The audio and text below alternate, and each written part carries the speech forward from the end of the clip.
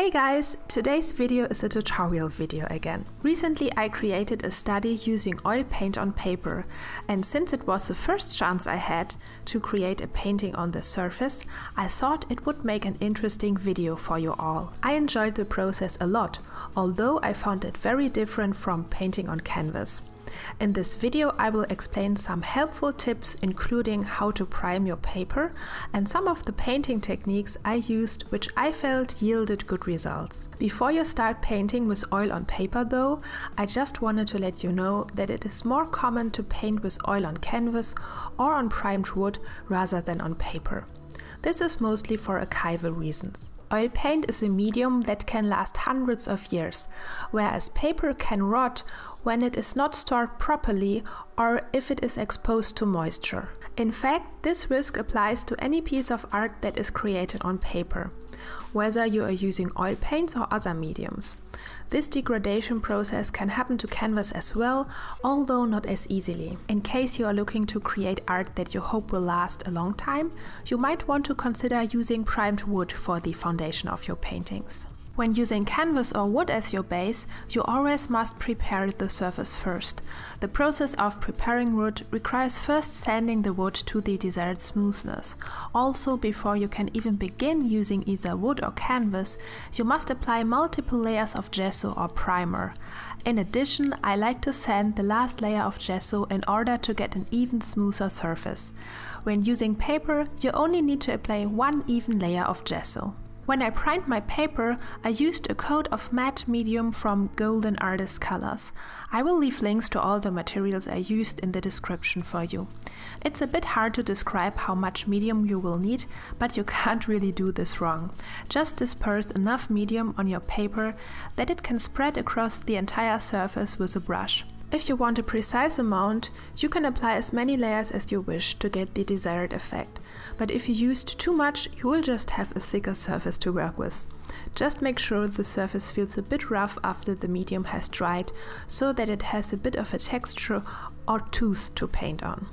After I applied the medium, I turned a heater on to help dry the paper, and I let it sit for around 10 minutes. Then it was ready to go. You can use almost any type of paper, although it shouldn't be too thin. Although normal printing paper would probably work, I recommend using sketchbook paper or something a bit thicker. Because my paper became a bit wavy after I primed it, I taped it onto a wooden plate before I began painting. After I finished with the study all together, I also pressed it between two heavy books. The main difference I found when comparing painting on paper versus canvas was that I could achieve much finer strokes on my first layer of painting on paper than I would have been able to achieve on canvas. When painting on canvas, the pitted texture of the surface tends to prevent me from painting very fine details. This texture can get really irritating sometimes. This is especially true when creating small art pieces and studies. One significant difference between working on canvas or board versus paper is how the paint blends on each surface. This could be viewed as an advantage or disadvantage, depending on your preference. Painting on canvas allows you to make incredibly smooth gradients when the paint is still wet, and these gradients can still easily be created when the paint is dry. When working on paper or wood, every individual brush stroke is defined and visible and does not achieve as much of a gradient. I enjoyed how every brush stroke I applied became immediately visible, whereas when working on canvas, these marks would have blended into the surrounding paint. Maybe you can see the difference when observing this study and comparing it to another of my former oil paintings, which I created on canvas. On the left, you can see the current study I performed. Therein, you can easily detect midtones, shadows and highlights, because they are not perfectly blended one into the next. On the right is a piece that I previously painted on canvas, and there you can see that everything is smoothly gradated. I personally like the rougher style that is achieved on paper. I don't think it is necessary to make perfectly smooth gradients. A painterly look possesses a unique charm in and of itself. Yet I have developed a technique to better blend paint on paper.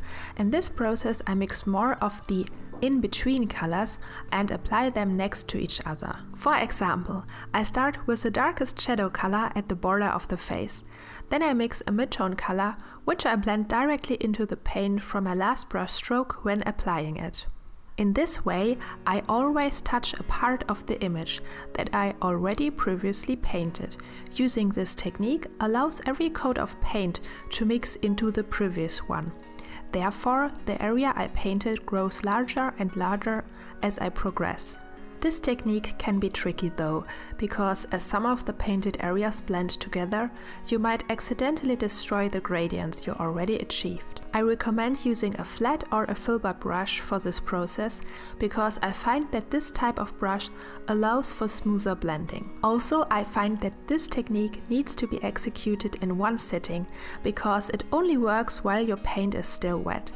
To get an even better blend, repeat the whole process after your first layer has dried. Although you will probably have to paint over your entire surface again, you will get the best results. After I filled out the larger surfaces of the face, I continue to paint in the details, such as the nostrils, eyes and lips. The painting techniques I used to achieve these finer details on paper were very different from how I normally approach painting them on canvas. Normally, on canvas I would try to paint these details in my first attempt. Because I need more paint with every brush stroke on canvas, the surface won't take on paint anymore after a certain amount of approaches. On paper, however, even the tiniest amount of paint makes an impact on the surface. Therefore, I get a lot more approaches and have a greater chance of adding details to my painting until the surface won't take any more paint. This is one great advantage of painting on paper and wood panels.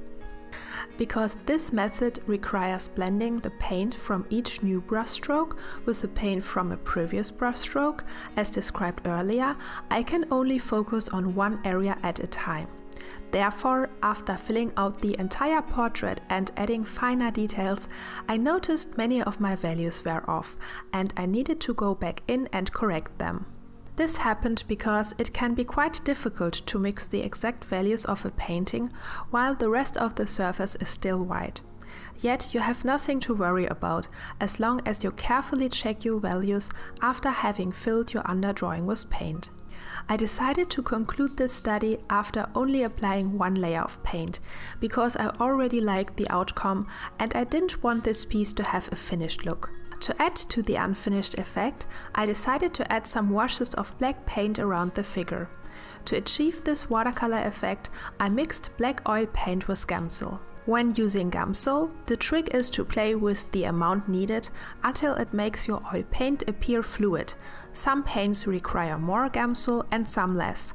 Don't forget to take your image off the easel and lay your painting flat after applying this dripping effect.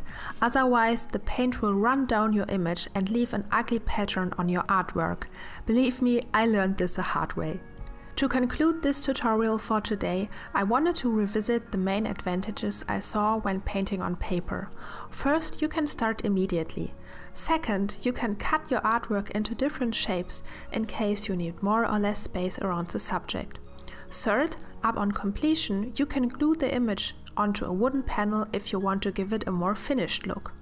Finally, because you don't have to deal with the canvas texture, each brushstroke is visible and you can paint much finer detail right off the bat. When comparing painting on wood to painting on paper, I like that paper is not as slick, and therefore I feel that it is easier to work on it. If you would like to see how the study was painted in real time, you can access this information when you choose to support my work on Patreon at the $10 reward tier. There you can also find my reference picture.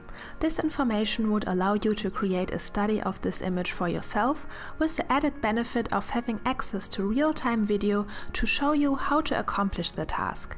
Also, if you like to adopt this oil study, it is available in my online shop. I hope this video was helpful to you, and if you liked what you learned here, please give this video a thumbs up, leave a comment and subscribe to my channel.